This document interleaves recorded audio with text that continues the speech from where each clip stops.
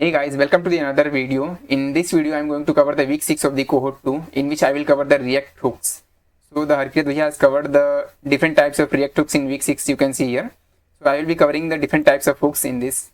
So let's start. So what are React hooks? React hooks are the inbuilt functionalities of the React, which is used to manage the states, manage the re-rendering of the components, and managing the side effects of the components. So simple JavaScript function that we can use to isolate the reusable part of the functional component. Hooks can be stateful and can manage the side effects. जैसे मैंने बताया, React provide a bunch of standard inbuilt hooks. Like जो React है, मतलब कई तरह के hooks ये provide करता है React हम लोगों को, जैसे कि use state हो गया, use effect हो गया, use demo हो गया, आगे हम लोग सब कवर करने वाले हैं. Like what React returns.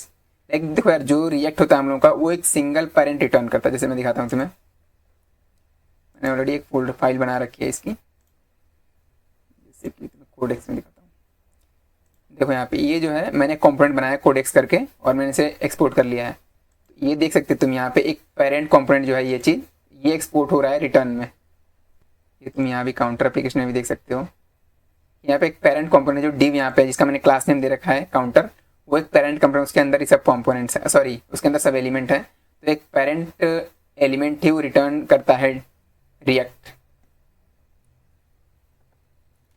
यहाँ देखो, in React a component can only return a single root element commonly wrapped in a parent container like div.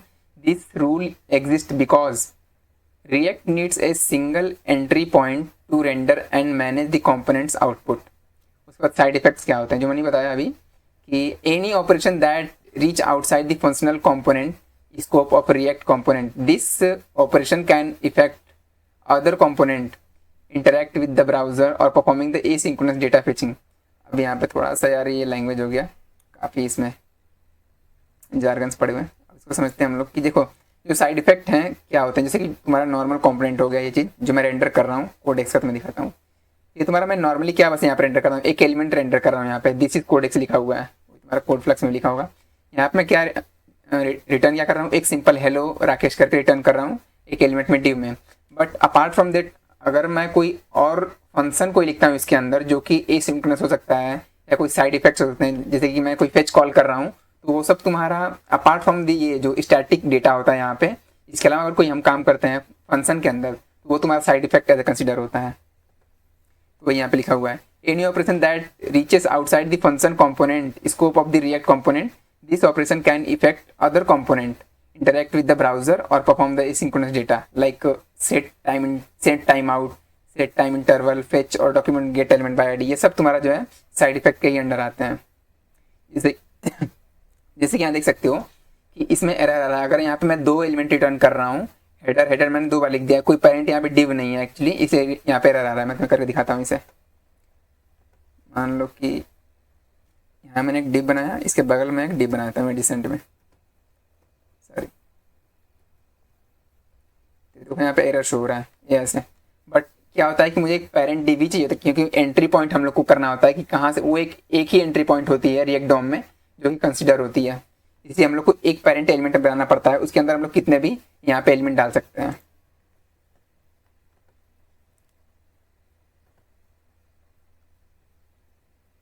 उसके बाद रिकंसाइलेशन.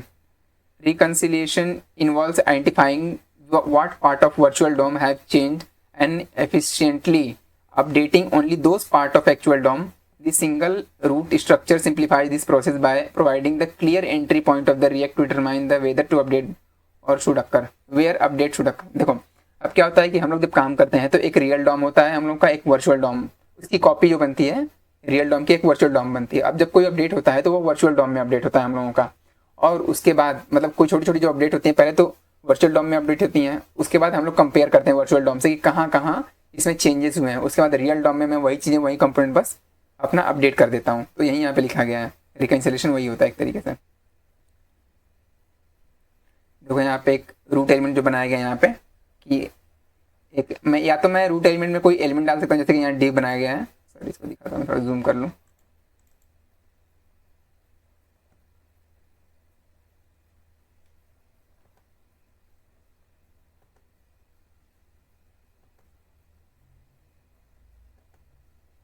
देखो यहाँ पे मैं कोई सिंगल एलिमेंट ऐसे भी लिख सकता हूँ, अगर मुझे पेरेंट बनाना है और मुझे कोई एलिमेंट नहीं डालना है, वहाँ पे कोई टैग नहीं लिखना है, तो मैं सिंपल ऐसे भी कर सकता हूँ, 2 एरो डाल के यहाँ पे लिख सकता हूँ, तब भी वो चल जाएगा एक पेरेंट एलिमेंट की तरह। और यहाँ पे कोई डिव भी लिख सकता हूँ, अगर मुझे डिव लिखना है तो डिव भी लिख सकता हूँ, उसके अंदर ही सभी एलिमेंट होने चाहिए, ध्यान देना, वरना तुम्हारा एरर आएगा। Next topic is our object destructuring. Like object destructuring, a feature in the JavaScript that allow you to extract the values from the object and assign them to variable in more concise, convenient way. जैसे क्या होता है ना कि जैसे मैंने तुम्हें अभी पिछले वीडियो से पढ़ाया होगा कि प्रॉप्स क्या होता है। तो प्रॉप्स जब हम लोग पास करते हैं फ्रॉम पेरेंट टू चिल्ड्रेन, जो कोई अगर प्रॉप्स पास करते हैं और उसे हम लोग निकालते हैं, उसके अंदर से प्रॉप से हम लोग वैल्यू निकालते हैं, डिस्ट्रक्चर करते हैं बेसिकली उसे, तो उसे हम लोग ऑब्जेक्ट डिस्ट्रक्चरिंग कहते हैं। जैसे यहाँ पे देखो एक मैंने ऑब्जेक्ट बनाया हुआ है पर्सन के नाम से, मैंने फर्स्ट नेम और लास्ट नेम और एज रखा है, उसका उसे डिस्ट्रक्चर करना है कि मतलब पर्सन में से अब ये चीज़ निकालनी है, यहाँ तो मैं असाइन कर रहा हूँ और यहाँ पे मैं उस चीज़ को निकाल रहा हूँ उसमें से, जैसे कि फर्स्ट नेम लास्ट नेम मुझे चाहिए और एज, तो कैसे निकालूंगा, कॉन्स्ट यहाँ पे कर्ली ब्रेसेस और तीनों वेरिएबल के नाम इज इक्वल टू पर्सन, यहाँ ऑब्जेक्ट का नेम हो जाएगा जिसमें मुझे वैल्यू निकालनी है और उसमें यहाँ पे प्रिंट करा सकता हूँ सिंपल। ये तुम्हारा ऑब्जेक्ट डिस्ट्रक्चरिंग हुआ। अभी तुम्हारा थोड़ा सा रिवीजन पोर्शन चल रहा है पिछले रिएक्ट का।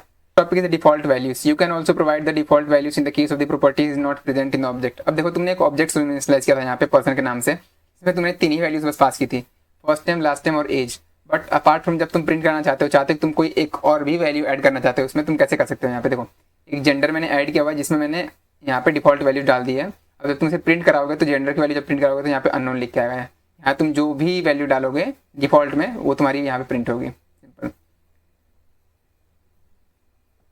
अब यहाँ पे सोचो कि जैसे कि तुम फर्स्ट नेम इंपोर्ट कर रहे हो, चाहते हो फर्स्ट नेम को मैं दूसरे नाम से इंपोर्ट करूँ, यहाँ पे जब डिस्ट्रक्चर कर रहा हूँ मैंने यहाँ पे बनाया था फर्स्ट नेम लास्ट नेम और एज, मैं चाहता हूँ फर्स्ट नेम को मैं फर्स्ट से डिनोट करूँ, लास्ट नेम को लास्ट से डिनोट करूँ, तो यहाँ बताया गया variable assignment. You can use the different variable name during the destructuring. जैसे कि हम लोग कोई चीज़ डिस्ट्रक्चर कर रहे हैं तो हम लोग उसको दूसरे नाम से भी एलोकेट कर सकते हैं। जैसे कि फर्स्ट नेम है उसको मैं बुला रहा हूँ फर्स्ट से, लास्ट नेम को मैं डिस्ट्रक्चर कर रहा हूँ लास्ट से, और एक पर्सन से मैं निकाल रहा हूँ और इसे प्रिंट कर रहा हूँ, तो मेरा क्या आएगा, जॉन यहाँ पे आएगा और डोइली यहाँ पे लिख के आएगा। तो ये मतलब वेरिएबल के नेम को तुम रीअसाइन कर रहे हो किसी और नेम में यहाँ पे। यहाँ पे नेस्टेड ऑब्जेक्ट डिस्ट्रक्चरिंग, मतलब कोई अगर तुम्हारा ऑब्जेक्ट बना हुआ है, उसके ऑब्जेक्ट के अंदर एक ऑब्जेक्ट बना हुआ है, तो उसे कैसे हम लोग डिस्ट्रक्चर करते हैं। यहाँ पे देखो मैंने एक ऑब्जेक्ट बनाया हुआ है स्टूडेंट नाम का, उसके अंदर मैंने एक नेम लिखा है, उसके अंदर एक और ऑब्जेक्ट बनाया है डिटेल का, और उसे ग्रेड ए मैंने दिया और एज ये दिया है 21। उसके बाद मैंने कॉन्स्ट एक वेरिएबल मैंने बनाया है नेम जिसमें है, और सॉरी मैं यहाँ पे डिस्ट्रक्चर कर रहा हूँ उस चीज़ को, स्टूडेंट जो यहाँ पे मैंने बनाया था ऑब्जेक्ट उसको डिस्ट्रक्चर कर रहा हूँ। तो नेम मुझे निकालना है तो ये यहाँ से ऐसे निकाल सकता हूँ मैं, क्योंकि ये बाहर लिखा हुआ है, पहला वेरिएबल है। उसके अंदर मुझे अगर इसके अंदर जो ऑब्जेक्ट है इसमें अगर ट्रेवर्स करना है तो मैं कैसे करूँगा, तो पहले मैं डिटेल से लिखूँगा उस ऑब्जेक्ट का नाम, उसके बाद कॉलन, उसके बाद जो भी मुझे डिस्ट्रक्चर इसमें से करना है सिंपल, ग्रेड और एज। यहाँ पे तीनों को मैं प्रिंट कर सकता हूँ सिंपली। नेक्स्ट टॉपिक इज री रेंडरिंग। अब री रेंडरिंग क्या होती है कि शायद मैंने पिछले टॉपिक्स में कवर कर रखा है एक्चुअली, बट यहाँ भी बता देता हूँ। री रेंडरिंग क्या होती है कि जब तुम्हारा कोई कंपोनेंट अपडेट होता है तो वो तुम्हारा जो UI है ना वो अपडेट होता है, तो उसी कहते हैं हम लोग re rendering. Re rendering React refer to the process of updating and rendering re rendering component to reflect change in the application state और प्रॉप्स। जैसे कि तुम्हारा कोई अगर स्टेट में या प्रॉप्स में अगर कोई चेंज होता है तो तुम्हारा UI री रेंडर होता है। When there is a change in the state or props of a component, React re-render that component and any affected child component। जैसे कि अगर कोई तुम्हारा पेरेंट कंपोनेंट में अगर तुम्हारा कोई वेरिएबल है और वो वेरिएबल चेंज हो रहा है तो तुम्हारा पेरेंट भी अपडेट होगा और तुम्हारा चाइल्ड भी अपडेट होगा, तो ये री रेंडरिंग कहलाती है। और ये री रेंडरिंग बहुत बड़ी प्रॉब्लम है इसमें रिएक्ट में, तो इसको हम लोग बहुत कम करते हैं, बताऊँगा आगे कैसे। जैसे कि हुक्स का यूज़ करके इसे हम लोग बहुत कम करते हैं री रेंडरिंग को हर जैसे कि मान लो कि तुम्हारा कोई पेरेंट डिव है और एक चाइल्ड डिव है, सॉरी पेरेंट कंपोनेंट और चाइल्ड कंपोनेंट है। अगर तुम पेरेंट कंपोनेंट में कोई वेरिएबल बना रहे हो और वेरिएबल चेंज हो रहा है तो तुम्हारा पेरेंट भी अपडेट होगा और चाइल्ड भी अपडेट होगा। तो इसको हम लोग कम करते हैं कैसे, रिएक्ट का यूज़ करके। आगे चल के तुम्हें बताऊँगा मैं। देखो पहला है तुम्हारा push. There are the broadly 2 ways to minimise the amount of re render. पहला है पुश डाउन द स्टेट। अब इसमें क्या होता है कि देखो ये पुश डाउन स्टेट कहता है कि तुमने कोई एक पेरेंट कंपोनेंट बनाया, मैं दिखाता हूँ, सॉरी पहले बता देता हूँ कि तुमने पहले पेरेंट कंपोनेंट बनाया और तुमने चाइल्ड कंपोनेंट बनाया और तुमने एक वेरिएबल इनिशियलाइज किया पेरेंट कंपोनेंट में और तुम उसको यूज़ कर रहे हो चाइल्ड कंपोनेंट में, जबकि तुम्हें उसका काम नहीं है पेरेंट कंपोनेंट में, बट तुमने इनिशियलाइज कहाँ किया है, पेरेंट कंपोनेंट में। तो पुश डाउन स्टेट बोलता है कि उसे तुम चाइल्ड कंपोनेंट में इनिशियलाइज किया करो, ना कि तुम पेरेंट कंपोनेंट में, क्योंकि वहाँ से बस जब वो वेरिएबल चेंज होगा तुम्हारा चाइल्ड कंपोनेंट अपडेट होगा, पेरेंट कंपोनेंट अपडेट नहीं होगा अगर तुम चाइल्ड कंपोनेंट में उसे वेरिएबल इनिशियलाइज करते हो तो। When a state is kept at higher level in the component tree, any changes to that state can trigger the re-render of all child component। जैसे मैंने बताया था कि अगर तुमने पेरेंट कंपोनेंट में कोई अगर वेरिएबल इनिशियलाइज किया है और फिर तुम उसे चेंज करते हो, तुम्हारा चाइल्ड भी, तुम्हारा कंपोनेंट जो है वो भी री-रेंडर होता है और पेरेंट भी री-रेंडर होता है, even if they don't directly use और depend on that particular piece of state. मान लो कि अगर तुम्हारा कोई, जैसे कि तुमने वेरिएबल इनिशियलाइज किया पेरेंट में, अगर जो चाइल्ड कंपोनेंट अगर यूज कर भी रहा है और नहीं भी कर रहा है तब भी ये अपडेट होगा। क्यों? क्योंकि तुमने पेरेंट कंपोनेंट में उसे इनिशियलाइज किया हुआ है उस वेरिएबल को। If a piece of the state is only relevant to a small portion of your application, keep that state localise to the component in the section, prevent unnecessary re render. वही मैंने जो बताया कि अगर तुम्हारा जिस कंपोनेंट में उसका काम है उस कंपोनेंट में उसे रखो। जैसे चाइल्ड कंपोनेंट में अगर काम है तो चाइल्ड में रखो, तुम्हारा चाइल्ड अपडेट होगा और री-रेंडर होगा बस, तुम्हारा पेरेंट री-रेंडर अपडेट नहीं होगा तुम्हारा। अब तुम्हें मैं वाया कोड समझाता हूँ कि मतलब ये पुश डाउन स्टेट काम कैसे करता है और कैसे नहीं काम करता है। बेसिकली देखो यहाँ पे कॉन्स्ट, मैंने एक वेरिएबल यहाँ बनाया फर्स्ट टाइटल करके, एक स्टेट है इसका फर्स्ट टाइटल और सेट फर्स्ट टाइटल, और मैंने यूज स्टेट में एक डिफॉल्ट वैल्यू दे रखी है यहाँ पे माय नेम इज हरकीरत। उसके बाद मैं यहाँ पे एक हैंडलर बना रहा हूँ चेंज टाइटल करके, इससे मैं यहाँ पे टाइटल चेंज कर रहा हूँ, फर्स्ट टाइटल जो है उसको चेंज कर रहा हूँ माई name is math dot random यहाँ पे। उसके बाद एक रिटर्न बना रहा हूँ जो ये अभी एक ही कंपोनेंट में सब चल रहा है। उसके बाद रिटर्न में मैं एक 3 चीज़ रिटर्न कर रहा हूँ, एक बटन है यहाँ पे, हेडर है जिसमें कि तुम्हारा डायनेमिक यहाँ पे वैल्यू जा रही है फर्स्ट टाइटल से, और तीसरे में जो तुम्हारा एक स्टैटिक वैल्यू जा रही है माई नेम इज रमन। और जो हेडर कंपोनेंट मैं यहाँ यूज़ कर रहा हूँ, इस कंपोनेंट के बाहर मैंने बनाया हुआ है ये हेडर कंपोनेंट, देखो इसमें मैं टाइटल शो कर रहा हूँ। तो मान लो अगर तुम्हारा कोई टाइटल चेंज होता है यहाँ पे, जैसे मैंने बटन पे क्लिक किया तो क्या होगा, तुम्हारा टाइटल चेंज होगा, और टाइटल जब चेंज होगा तो ये क्या है, ऐप के अंदर है, तो ऐप के अंदर जितने भी कंपोनेंट है सब चेंज होंगे तुम्हारे। तो ये हेडर भी चेंज होगा और ये हेडर भी तुम्हारा चेंज होगा, तो मतलब ये री-रेंडर करेगा दोनों, ये भी री-रेंडर करेगा और ये भी री-रेंडर करेगा, और बटन भी तुम्हारी री-रेंडर करेगी। तो जितने कंपोनेंट होंगे, सॉरी ये कंपोनेंट री-रेंडर करेगा, जो तुम्हारा कंपोनेंट होगा ये हेडर वाला और ये भी, जबकि इसमें चेंज नहीं हो रहा है, देख रहे हो, ये तुम्हारा स्टैटिक वैल्यू तब भी चेंज होगा इसमें, क्योंकि यहाँ ऐप कंपोनेंट के अंदर हम लोगों ने ये चीज़ इनिशियलाइज की हुई थी। अब इसी को देखो मैं बाहर इनिशियलाइज करूँगा, जो ये तुम्हारा चेंज टाइटल है ऐप के बाहर इनिशियलाइज करूँगा, देखो फर्क क्या पड़ता है। मैंने यहाँ पे एक ऐप बनाया सिंपल, जिसमें मैंने 2 कंपोनेंट यूज़ किए हुए हैं, हेडर विथ बटन और हेडर, यहाँ पे स्टैटिक वैल्यू इसमें दे रखी है। अब देखो हेडर विथ बटन क्या है, यहाँ पे मैंने उसके अंदर एक जो यहाँ पे इनिशियलाइज की थी वैल्यू, यहाँ पे इनिशियलाइज किया first title, set first title, और यूज स्टेट में एक डिफॉल्ट वैल्यू दे रखी है। उसके बाद वही मैंने यहाँ पे भी हैंडल इनिशियलाइज किया हुआ है, set first title equal to my name is math dot random, यहाँ पे कोई वैल्यू तुम्हारी जाएगी, मैथ की एक रैंडम वैल्यू जाएगी। उसके बाद रिटर्न में क्या कर रहा हूँ, एक बटन बना रहा हूँ जिसमें ऑन क्लिक होने पर क्या होगा, ये जो हैंडलर है फंक्शन ये कॉल होगा तुम्हारा, और यहाँ पे लिखा हुआ है click to change the title. उसके बाद हेडर जो ये देखो ये हेडर है, इसमें डिफॉल्ट, इसमें तुम्हारी चेंज वैल्यू जाएगी, जैसे कि title is equal to first title, और यहाँ पे जैसे मैं पास कर रहा हूँ, अरे सॉरी यहाँ कंपोनेंट बनाया हुआ हेडर का, उसको मैं यहाँ पे यूज़ कर रहा हूँ, ये देखो यहाँ पे ये तुम्हारा हेडर विथ बटन ये रहा कंपोनेंट, और सिंपल हेडर का ये रहा।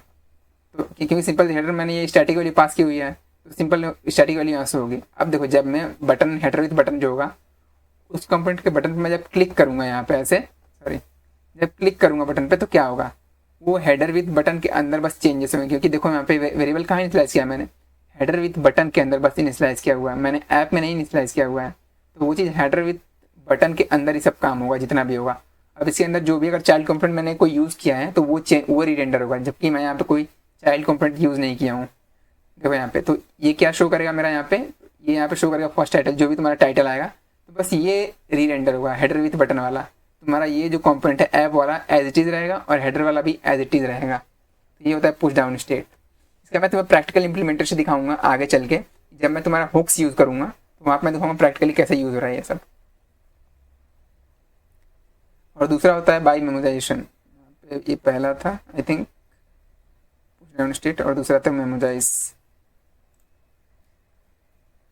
Memojize is a React achieved through the use memo hook is a technique used to optimize the performance by memoizing caching the result of expensive calculation।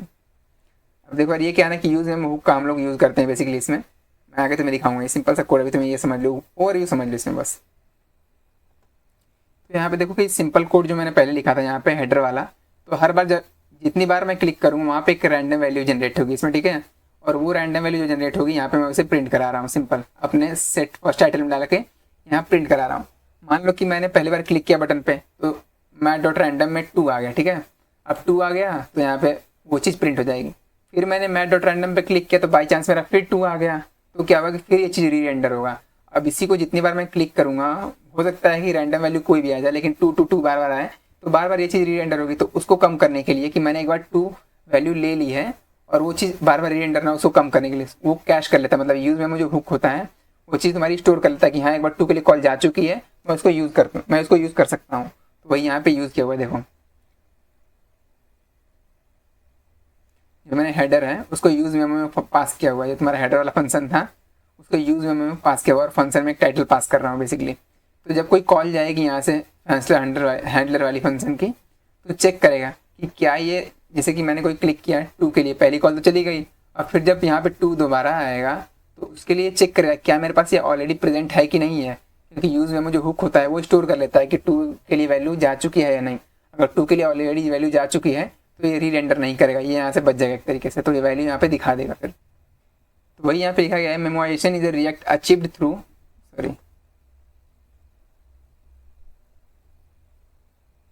Memoization in a React achieved through the use memo hook is a technique used to optimize the performance by memoizing the caching, the result of expensive calculation, preventing unnecessary recalculation and re-renders। आगे मैं तुम्हें बताने वाला हूँ पूरे hooks के बारे में, तब तुम्हें इसका मैं प्रैक्टिकल इंप्लीमेंटेशन दिखाऊंगा अभी आगे।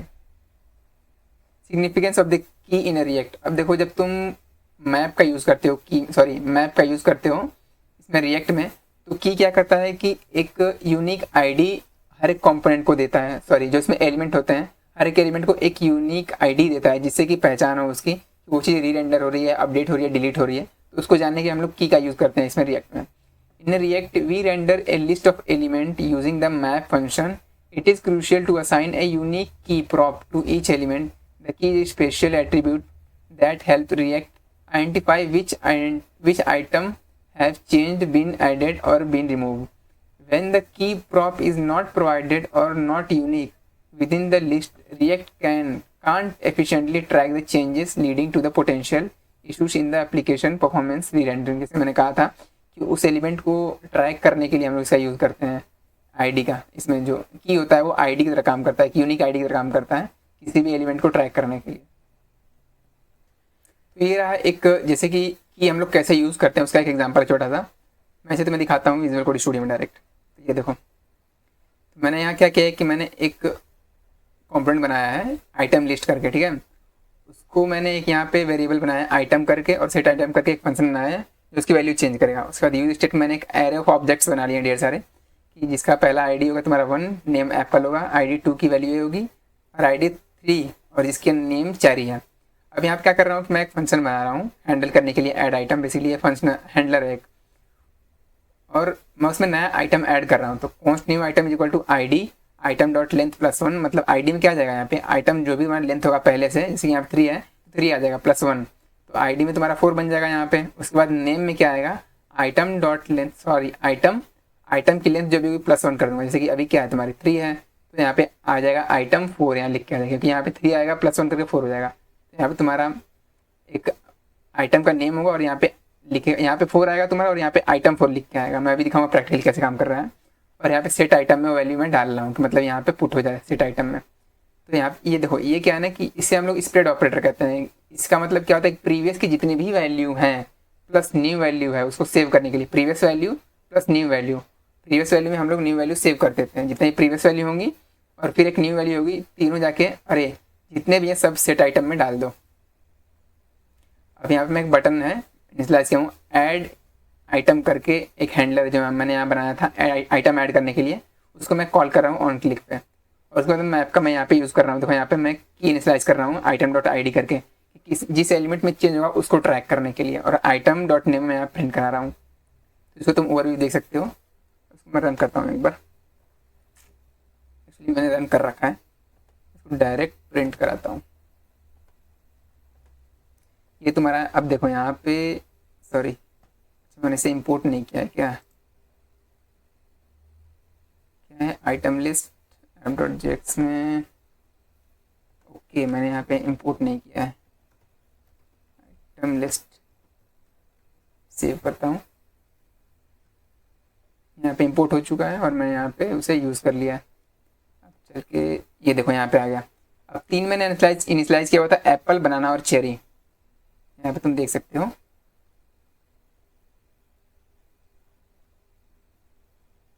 इन रिएक्ट्स, यहाँ पे मैंने 3 चीज़ इनिशलाइज की हुई थी, एप्पल, बनाना और चेरी। अब क्या है, जैसे मैं बटन पे क्लिक करूँगा एक तुम्हारा जनरेट हो जाएगा, मतलब एक और जनरेट हो जाएगा तुम्हारा आइटम। आइटम 4 लिख के आ गया, फिर आइटम 5 लिख के आ गया। तो इसको बस ट्रैक कर रहा है वो चीज़, जैसे कि आइटम 6 लिखूंगा तो उसको ट्रैक करेगा कि ये चेंज हुआ है, बस तुम्हारा ऊपर वाला एज इट इज़ रहेगा। ये देखो आइटम 7 ऐड हुआ है। तो वही चीज़ यहाँ पे कर रहा है कि मैंने की इनिशलाइज की हुई है मैप में, जो कि ट्रैक कर रहा है एक आइटम को प्रिंट कराने के लिए, और यहाँ पे एक आइटम ऐड कर रहा हूँ मैं सिंपली।